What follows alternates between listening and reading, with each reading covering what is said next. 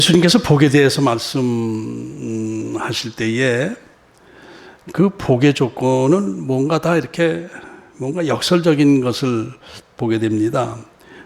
복에 대해서 처음 말씀하실 때에 심령이 가난한 자는 복이 있다 이렇게 말씀하셨죠. 이 심령이 가난한 자는 복이 있다 이 말씀도 그냥 척 들어서는 그 예수님의 말씀의 뜻을 이해하기가 좀 쉽지 않은 것입니다.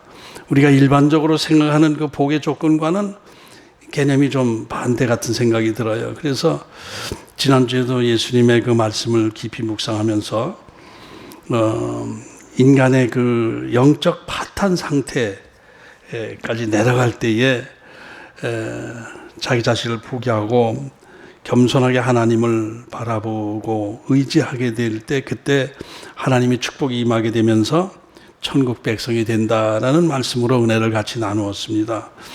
근데 오늘 두 번째 복에 대한 말씀을 하시는 것도 만만치 않은 말씀입니다. 애통하는 자가 복이 있다 이렇게 말씀하셨거든요. 이것도 우리가 일반적으로 생각할 때 마음이 평안하고 기쁨과 감사가 충만할 때 복이 있는 거지 어떻게 애통하는 상태가 복이 있는 상태라고 생각할 수 있겠는가라는 생각이 드는 것이죠. 애통하는 자, 이것이 왜 복이 될까? 이것을 묵상하는 가운데 이 애통하는 자, 지난주에 그 심령이 가난한 자와 오늘 애통하는 자와는 좀 관련성이 있습니다. 심령이 가난하게 될 때 애통하면서 회개하게 되고 하는 그런 연관성이 있는 것입니다. 그러니까 둘 다 행복하지 못한 상황에 갇고 또 가난한 상태, 힘든 상태, 이것도 다 비슷한 상황이에요. 이럴 때 하나님께서 위로가 있으시고 또 도우심을 경험하게 되는 것이다. 이런 데서 좀 공통 분모가 있다 이렇게 생각할 수가 있는 것이죠. 사람은 누구나 다 이 살다가 자기 힘으로 어떻게 할 수 없는 그런 힘든 상황을 겪게 되게 되어 있습니다. 이것은 뭐 의인이나 불의한 자나 다 막론하고 누구든지 다 겪을 수 있는, 인생에서 겪을 수 있는 일입니다. 그러니까 이 세상 살다가 뭔가 잃게 되는 것, 그것이 잃게 되는 것이 물질이든 또 사랑하는 사람이든 또 좋은 환경을 잃게 되든 무엇인지 잃게 되는 것은 우리 삶의 일부분이라고 우리가 봐야 됩니다. 잃지 않고 살아갈 수가 없죠. 살다 보면 얻는 것도 있고 잃는 것도 있고 이렇게 되기 때문에 인생이라는 것은 누구나 다 어떤 상실감 속에서 살아가게 되어 있는 것입니다. 우리가 두려움을 느끼는 건 뭐예요? 상실감에 대한 그 컴플렉스라고 생각할 수가 있어요. 상실감 때문에 두려움, 염려, 근심 이런 것들이 생기는 거예요. 그렇다면 살다가 그 어떤 그 소중한 것을 잃었을 때, 상실감을 느꼈을 때 그 순간을 어떻게 이겨 나가야 되는가? 여기에서 복이냐 또 재앙이냐가 갈라지는 거예요. 그 상실감 속에서 어느 방향으로 나가느냐가 복이 되느냐 저주가 되느냐의 차이가 생긴다 이런 얘기죠. 그러니까 우리가 뭔가 상실감, 뭔가 잃었을 때 애통하는 상황이 되었을 때 오히려 그것을 복으로 전환시킬 수 있는 기회가 온다라는 것이 오늘 예수님께서 말씀하신 애통하는 자는 복이 있다라는 말씀과 연결을 시켜야 될 거예요. 그 힘든 상황이 닥쳤을 때 자기 능력이 부족한 것을 깨닫고 하나님 앞에 도움을 요청하는 사람은 복을 받게 되는 것이고 그 어려움 상실감 속에서 애통하는 마음 속에서 자기 힘으로 어떻게 해보려고 하든지 자기 주위의 어떤 사람을 통해서 보이는 것을 의지하면서 거기서 문제 해결하려는 사람은 복에서 멀어지게 되는 것이다. 이것을 우리가 생각해야 될 거예요. 이런 면에서 심령이 가난한 자와 애통하는 자는 같이 비슷한 요소, 복의 요소가 되는 것이다 이렇게 생각할 수 있는 것이죠. 그렇다면 이 애통하는 마음은 어떤 것일까? 애통하는 마음 많이 생각을 했어요. 어떤 상태를 애통하는 마음이라고 우리가 봐야 되는가? 일단 애통하는 마음을 생각할 때 우리가 살다가 닥치게 되는 어떤 비극적인 상황, 이것이 애통한 상황이라고 볼 수가 있겠죠. 그런데 또 한 가지가 있어요. 그냥 살다가 좀 뭐 상실된 소중한 것을 잃으면서 비극적인 상황이 되는 것도 애통함이지만은 이것은 육신적인 애통함이죠. 그런데 또 다른 애통함도 있어요. 뭐냐? 영적인 애통함. 하나님과의 관계에서 죄로 인한 애통함도 같이 있을 수 있는 거예요. 그러니까 애통함에는 육신적인 애통함과 영적인 애통함 두 가지가 있는 것인데, 이 영적인 애통함, 육신적인 애통함도 어떻게 보면 하나로 묶여 있는 거예요. 다 연결고리가 되어 있다라는 것을 생각하게 됩니다. 그것을 생각하면서 욥기를 한번 제가 이렇게 욥기가 생각나더라고요. 욥기를 한번 예화로 들어보십시다. 욥은 당시 모든 면에서 부족함이 없는 사람이었죠. 하나님을 향한 신앙심도 있었던 사람입니다. 재산도 엄청 많은 사람이에요. 지금으로 말하면 재벌급 인물이었습니다. 자식들도 10명이나 이제 자라게 해서 세상적인 복을 모두 누리던 그런 사람이었습니다. 그런데 어느 날 갑자기 이 욥에게 시련이 닥치기 시작하는 거예요. 그 많던 가축들, 재산들을 그 나쁜 사람들에게 다 약탈당하게 되고, 자식들도 하루아침에 다 잃게 되고, 또 그거로 끝나는 것이 아니라 몸에 병이 들어서 어떻게 할 수 없는 그런 상황이 된 것입니다. 한마디로 말해서 애통함의 극치에 이르게 된 거예요, 욥이. 인간의 삶에서 가장 최상의 비극을 맞게 된 거예요. 부인까지도 또 이렇게 막 힘들게 하고, 또 친구들도 찾아와서 너 무슨 죄를 지었지 하면서 또 더 힘들게 하는 거예요. 그러니까 이 욥이 힘들어지게 되는데, 욥의 신앙이 있으니까 하나님을 원망하지는 않았지만은, 그러나 자기가 태어난 것 자체를 원망할 정도로 힘든 상황을 겪게 되고 이렇게 된 상황입니다. 정말 이렇게 힘든 상황, 우리의 시련, 역경, 이것이 힘든 것은 일단 재산이 없어지는 것, 그 다음에 가족이 떠나가는 것, 그 다음에 병드는 것, 그 다음에 주위에서 자기를 비난하는 것, 이런 단계가 이제 쭉 아주 일반적인 어려움의 그 단계라고 볼 수가 있어요. 그러니까 욥의 그 어려움은 육신적 애통함의 극치라고 볼 수가 있죠. 그런데 육신적 애통함의 아주 그냥 극치를 다다랐지만은, 그런데 이 가운데 욥은 영적인 애통함도 같이 거기서 느끼게 된 거예요. 자기 힘으로 할 수 있는 것이 하나도 없기 때문에 하나님을 간절히 찾게 된 거예요. 전에도 신앙이 있었죠. 그러나 하나님을 간절히 찾지는 않았던 거예요. 육신적으로 삶이 편안하니까 간절한 마음으로 하나님을 찾지는 않았는데, 육신적으로 힘이 드니까 간절한 마음으로 하나님을 찾게 된 거예요. 그렇게 하나님을 찾게 되면서 영적인 애통함도 느끼게 된 것이죠. 육신적인 행복 속에서 우리의 영적 상태는 어떻게 됩니까? 영적인 가뭄이 찾아오게 되죠. 육신적으로 아주 편안하고 힘들지 않으면은 영적으로 가물게 돼 있습니다.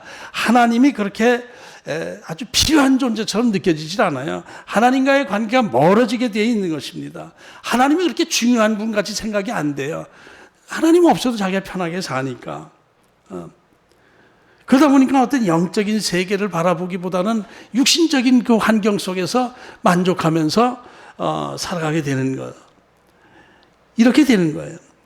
그런데 이때 육신적인 시련과 고난이 찾아오기 시작하면은 자기 힘으로 할 수가 없는 것을 느끼게 되면서 하나님을 찾게 되고 바라보게 되고 이렇게 되는 거예요. 고난이 심하면 심할수록 간절한 마음으로 하나님을 찾게 되는 것이죠. 힘든 상황이 아주 더 힘들어질수록 더 간절하게 하나님을 찾게 되는 거예요. 이럴 때 나타나는 또 하나 다른 현상이 뭐냐면, 자신의 부족함을 깨닫게 되고 자신의 죄성을 깨닫게 되는 거예요. 죄성을 발견하게 되는 거예요. 하나님을 찾다 하다 보면은 바로 나타나는 현상이 자기의 죄성이 발견되는 것, 이것입니다. 물론 이 욥은 하나님으로부터 의로운 자라고 칭찬을 들은 사람입니다. 그러나 이 의로움, 하나님이 말씀하신 당대 의로운 자다 이렇게 얘기한 것은, 말씀하신 것은 비교적 그렇다는 얘기죠. 그래도 비교적 다른 사람보다 의롭다는 뜻이지, 하나님 앞에서 완전한 의로움이 있을 수 있을까요? 없죠. 욥도 많은 죄가 있어요. 그 안에 죄성이 있는 거예요. 근데 그걸 느끼지 못하고 있었죠. 편안할 때는. 그래서 자기 스스로도 의로운 자라고 생각을 하고 있었어요. 친구가 자꾸 죄 있지 그러니까 나 죄 지은 거 없어, 의로운 자라고 막 또 이렇게 항변하잖아요. 그 자체는 조금 문제가 있는 생각이죠. 그랬었어요.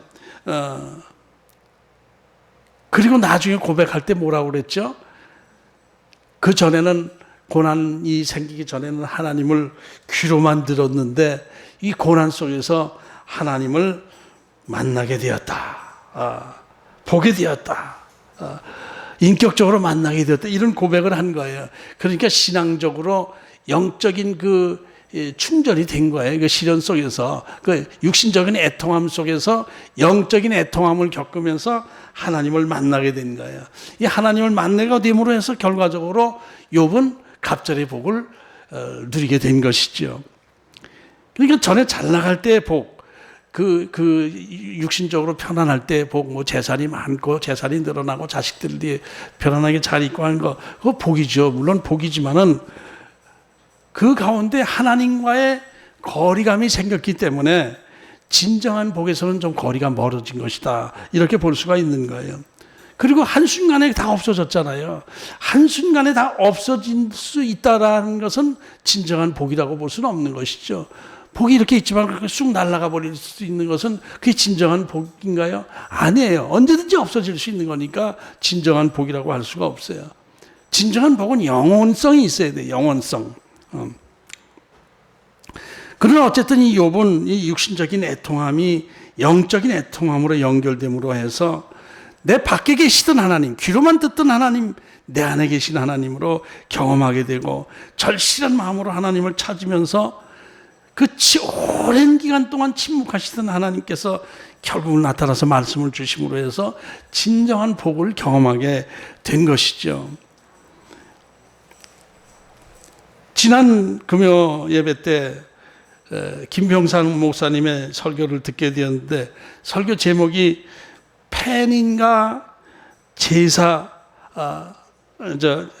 팬인가 제자인가, 내 믿음은 팬의 믿음인가 제자의 믿음인가, 뭐 이런 제목의 설교였는데, 이 시대에 많은 성도들이 그저 예수님의 팬으로서 예수님 멋있는 분이야, 팬이야, 나 예수님 좋아해, 예수님 사인 좀 하나 해주세요, 이런 식의 믿음을 갖고 있지, 제자로서의 고난과 역경 속에서 제자로서의 삶을 살아가지 못하고 있다는 것을 주제로 해서 말씀을 하는데, 그 가운데 예화를 하나 말씀하시는데 참 공감이 가는 예화라 여러분들에게 같이 나누려고 합니다. 알라딘의 요술램프. 알라딘의 요술램프가 뭐예요? 우리 아리바바 아랍 쪽의 동화, 전래 동화 아닙니까? 알라딘의 예술램프는 무엇이든지 요구만 하면은 그 램프 앞에서 무엇인지 요구만 하면 커다란 거인이, 시커먼 거인이 쑥 나타나서 무엇을 원하십니까? 이렇게 물어요. 돈 좀 보내줘. 그러면 알겠습니다 하고 돈, 금덩어리가 산더미처럼 탁 쌓이고 또 그 거인은 램프 속으로 쓱 들어가죠. 그 다음에 뭐 그런 정도가 아니에요. 나 커다란 궁전을 하나 지어줘. 알겠습니다. 앞에 커다란 궁전이 딱 생기고 궁전의 왕이 되고 뭐 이렇게 돼요. 그리고 또 뭐냐면은 예쁜 색시 좀 보내줘. 그러면 그 앞에 알겠습니다. 그럼 펑 하면 절세 미인이 그 앞에 나타나서 쌍 미소를 짓고 있고, 이렇게 원하는 대로 그냥 그 자리에서 거절이 없어요. 하고 대답을 해주는 거, 그게 요술램프의 좋은 점이죠. 이런 요술램프 하나만 있으면은 정말 참 좋겠어요. 그죠? 그런 요술램프가 하나 있으면은 참 좋겠습니다. 그런 요술램프 어디 가서 찾으면 돼요? 아랍 쪽에 가서 찾아야 되나? 그 납작한 주전자 같은 거 있잖아요. 그런데 예수님은 어떻습니까?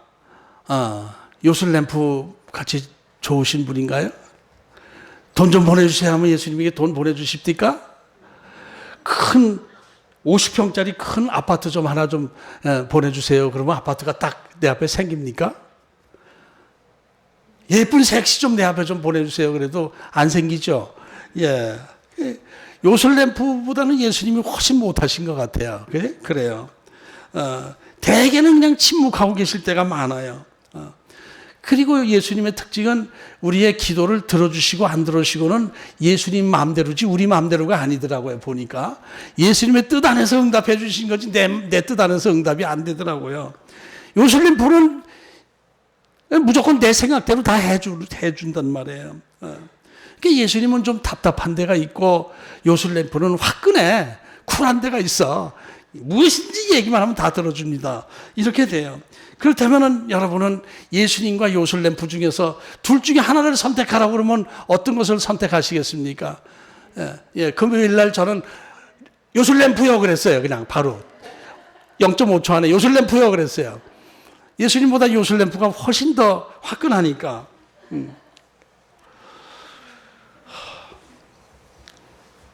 그런데 이제 좀 더 생각해 보면은 우리가 달래는 대로 다 얻을 수 있다면은 그 얻은 것 때문에 내가 정말 내가 최고의 복을 누릴 수 있을까요? 내 영혼이 잘 될까요? 내 영혼은 아마 요술램프가 해달라는 대로 해주고 그러면은 내 영혼은 망하는 길로 가게 될 거예요. 그렇게 될 거예요. 그런데 마음이 좀 답답하긴 하더라도 그래도 예수님은 항상 우리와 함께 하시고 나를 최선의 길로 인도하시고 영생의 복을 주시는 예수님이시기 때문에 예수님이 더 귀한 분이 아닌가 이런 생각을 고민 끝에 해서 할 수 없죠. 뭐 예수님을 택하겠습니다. 제가 그렇게 했어요. 어쩔 수 없이. 그러다 또 생각하니까 하루만 요술램프를 좀 보내주시면 안 돼. 하루만. 그 다음부터는 예수님하고 살겠습니다. 그런 생각도 했는데 좀 지혜롭죠. 예. 하루는 뭐야 1시간만 요술램프 보내주시고 그 다음부터는 예수님을 따르겠습니다. 이렇게 해도 1시간 안에 충분히 내가 원할 수 있는 거 다 가질 수 있으니까. 이게 팬으로서의 신앙이라면은 이 요술램프 같은 예수님을 자꾸 찾게 돼요. 근데 제자로서의 신앙이라면은 십자가 지신 예수님을 찾게 되고 의지하게 되는 것이죠. 참 그 말씀에 상당히 은혜를 많이 경험했어요. 불편한 설교, 이것을 원하는 신앙이 돼야 된다. 뭐 이런 말씀도 와닿고 제가 요새 고민하고 있는 그 내용들을 많이 말씀하셔서 은혜를 받았는데, 근데 사실 우리에게 가난을 주시고 애통하는 상황을 주신 분이 누군가요? 하나님이셔요. 하나님이셔요. 근데 왜 우리에게 애통하는 마음, 가난을 왜 주셨을까요? 우리가 자꾸 딴 길로 빠지기 때문에 그 길을 조정해 주시기 위해서 일로 가야 되는데 이쪽으로 가니까 툭 치는 게 우리인데 그게 힘든 거예요. 하나님은 이 정확한 길로 이렇게 몰아가시는 게 진짜 우리에게는 엄청난 시련이 되는 거예요. 그런 거예요. 우리가 이 애통함 속에서 요술램프를 찾지 말고 예수님을 찾고 구하고 예수님이 주신 것을 받으려고 했을 때에 진짜 복을 받게 되는 것이다 라는 것을 우리가 깨닫게 되는 것입니다. 이렇게 우리가 육신적 애통함 속에서 영적인 애통함을 경험하게 되면서 진짜 복을 누릴 수 있다. 그런데 이 영적인 애통함은 어떻게 얻을 수 있는 거예요? 성령 안에서 깊은 회개의 과정을 거치게 되는 것, 영적 애통함입니다. 절실한 통해 자복하는 회개, 영적 회개의 경험, 이것이 진짜 축복의 시작이 되는 거예요. 이것이 애통함이 복이 되는 조건이 되는 거예요. 오늘 본문에서 저희가 위로를 받을 것이다 이렇게 말씀했는데, 이 위로는 어떤 것일까요? 위로는 무엇일까요? 이 위로라는 그 헬라어 단어는 파라칼레오라는 단어예요. 파라칼레오. 파라칼레오, 파라칼레오. 어디서 약간 들었던 것 같은, 발음이 조금 다르긴 하지만 들은 것 같은 단어가 아닙니까? 파라칼레오라는 것은 곁으로 부르다라고 하는 합성어인데, 곁으로 부르다, 파라칼레오, 곁으로 부르다 하는 단어인데, 이것은 하나님께서 죄인인 우리들을 곁으로 부르시고 우리를 품으시는 것을 말씀하는 거예요. 이것이 위로의 의미입니다. 우리를 위로하시는 것은 멀리 계시던 그 하나님께서 우리를 불러주시고 품어주시고 우리 안에 내주에 들어오시는 것, 이것이 위로의 정의가 되는 거예요. 이것이 바로 성령을 통해서 역사하시는 과정입니다. 성령님, 보혜사 성령님의 뜻이 뭐예요? 위로하시다라는 성령이에요. 성령이란 단어가 뭐예요? 파라클레토스, 파라클레오토스, 파라클레오, 파라칼레오, 이 같은 단어예요. 위로하시다라는 것과 성령, 보혜사 성령과 성령이라는 단어가 같은 단어예요. 그러니까 우리를 위로하실 것이다라는 것은 다른 말로 하면 성령을 받게 될 것이다. 성령을 경험하게 될 것이다. 내가 애통해할 때 성령을 경험하게 할 것이다. 위로를 받게 될 것이다. 이 말씀이 되는 것입니다. 그러니까 조금 애통하는 자는 복이 있다, 위로를 받을 것이다가 좀 이렇게 윤곽이 잡히지 않습니까? 육신적으로 너무너무 그 애통한 상황 속에서 내 힘으로 할 수 있는 건 아무것도 없을 때, 우리는 동서남북이 콱콱콱콱 맥혔을 때 우리는 위를 바라볼 수밖에 없게 돼요. 그 힘이 들면 들수록 더욱더 간절한 마음으로 하나님을 찾고 구하게 되는데, 이때에 하나님이 응답하시면 성령을 보내주시는 거예요. 성령을 보내주실 때 나타나는 현상이 뭐예요? 통해 자복하는 영적 회개의 현상이 나타나게 되는 거예요. 하나님을 처음 만났을 때 베드로가 뭐라 했죠? 나는 죄인입니다, 떠나가 주세요. 이사야가 뭐라고 그랬죠? 입을 봉해달라고, 입에 이렇게 해달라고, 자기는 죄인입니다. 통회하는 마음을 갖게 된 거예요. 하나님이 우리 안에 하나님의 빛을 비춰주실 때 내 죄성이 그대로 드러나게 되는데, 이때 그 죄성은 깨달음, 이것은 보통 그냥 일반 깨달음, 내가 잘못했네, 이런 차원이 아니지 않습니까? 여러분 경험해 보셨죠? 그냥 절실한 깨달음이에요. 그냥 이 영적 회개는 그냥 하나님, 생각해 보니까 제가 잘못한 거네요, 죄송해요, 용서해 주세요, 이런 차원이 아니지 않습니까? 막 치게 되는 거예요. 하나님의 빛이 나에 비치게 되면은 막 치게 되는 거예요, 이렇게. 그러니까 하나님께 잘못했어요 하고 사과하는 것은 회개가 아닙니다. 잘못했어요, 하나님, 잘못해서 용서해 주세요, 사과하는 의미가 아니에요. 영적 회개는 완전히 처절한 자기 통해 자박이 있게 되는 거예요. 내 속에 있는 이 깊은 곳에 있는 죄의 뿌리, 그것이 그렇게 애통하게 나에게 다가오게 되는 거예요. 그동안 죄라고 생각하지도 않았던 그 모든 것이 다 아주 큰 죄처럼 생각이 되는 거예요. 생각이 되는 것이 아니라 이 피부가 그냥 아주 힘들어지는 거예요. 자기는 내가 죽을 수밖에 없는 존재다. 우리들이 기도할 때 죽을 수밖에 없는 우리를 구원해 주시고 십자가 안에서 구원해 주시고 기도를 많이 쉽게 하는데, 이게 절실하게 느껴야 진짜 기도가 되는 거예요. 죽을 수밖에 없는, 내가 죽을 수밖에 없는 존재였구나, 지옥 불덩어리에 들어갈 수밖에 없는 존재였는데 나를 용서해 주셨구나 하는 그런 것이 은혜를 경험하는 것이죠. 이것이 가슴 깊은 곳에서부터 깨달아지면서 전혀 기억하지도 못했던 그런 옛날 작은 죄까지 쫙 훑어가면서 회개하게 하시는 것, 이거 영적 회개입니다. 회개의 영을 부어주실 때 이렇게 되는 거예요.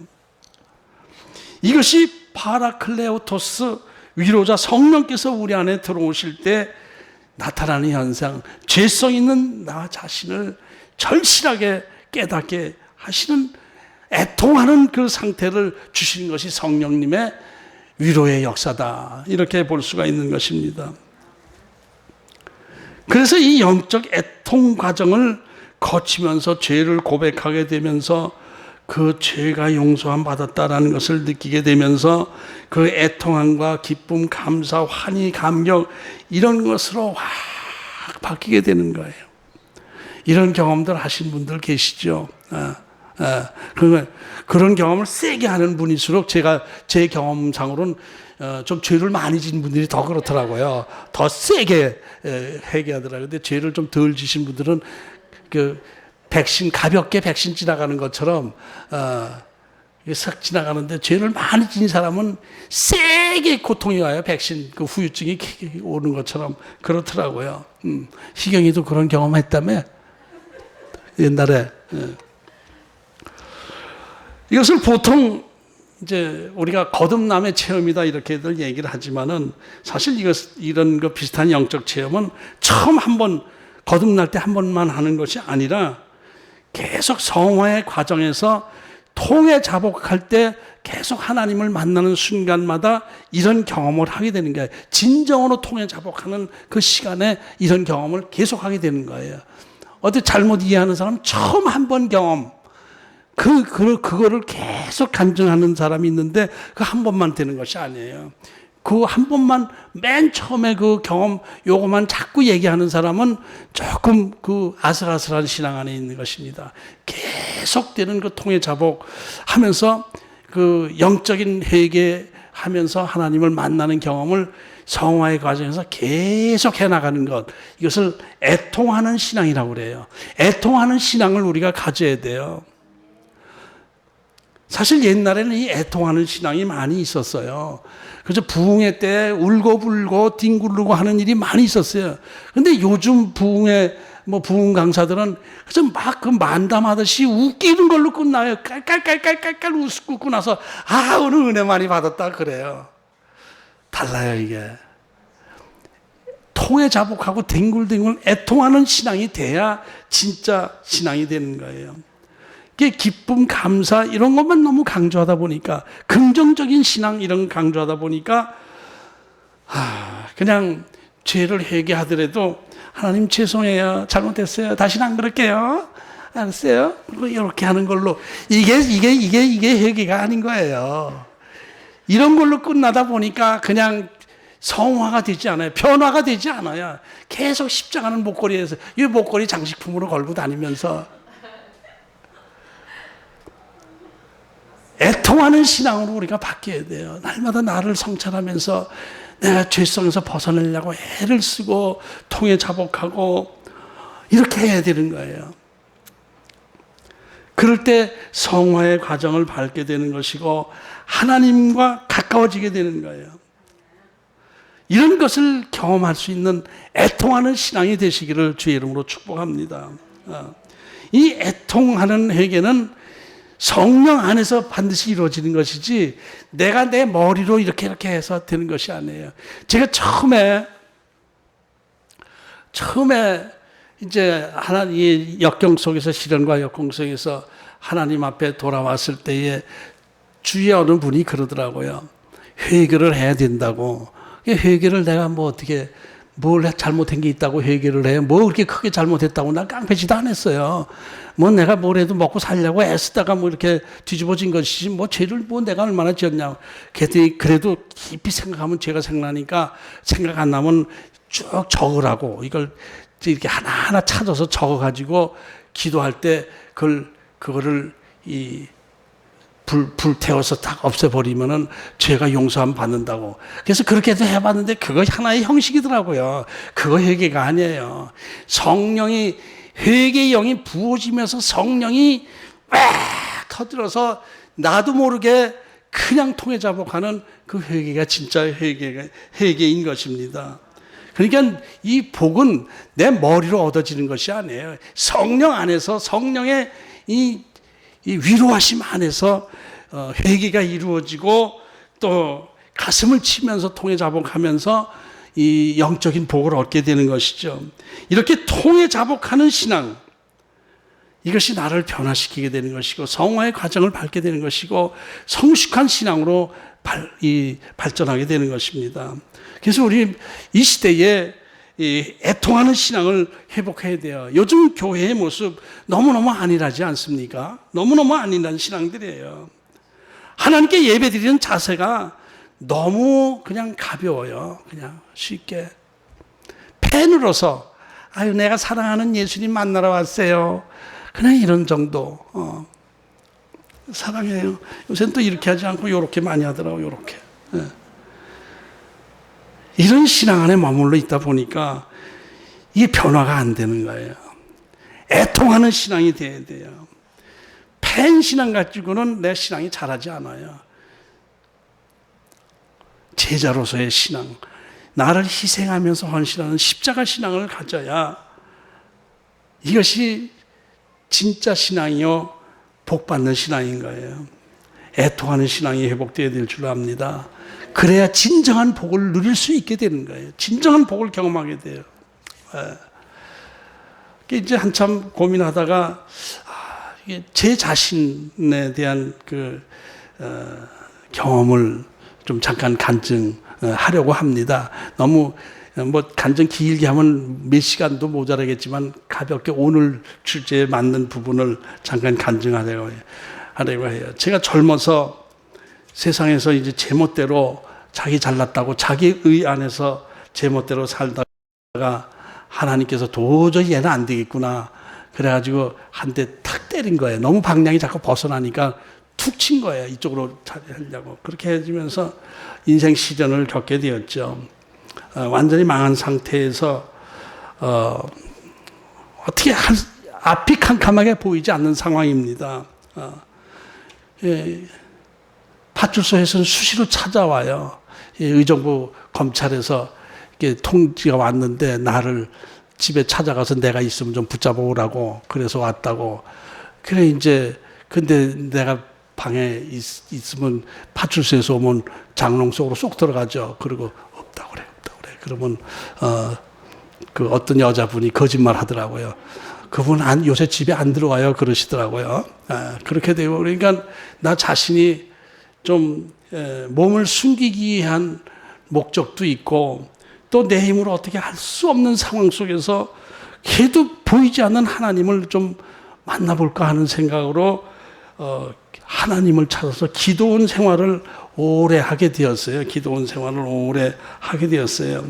그런데 그렇지만 기도원 생활을 오래 하고 기도원에서 금식하면서 막 오래 그러고 있었지만은 그때 당시에 내 신앙이라는 건 초보 신앙이었고 육신적 신앙이었고 그저 이 어려움에서만 벗어났으면 좋겠습니다라는 신앙이었죠.